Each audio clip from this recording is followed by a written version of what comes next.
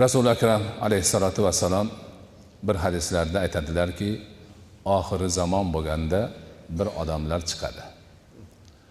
Din bilan dunyoni talab qiladilar. Ya'ni dinni yuzasidan dunyo to'plashga o'tadilar.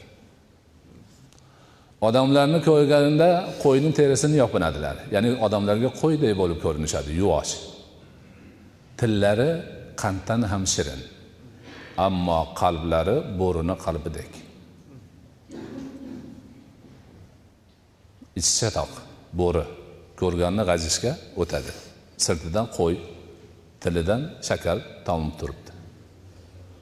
Dinni o'ziga daromad manbasi qilib olgan.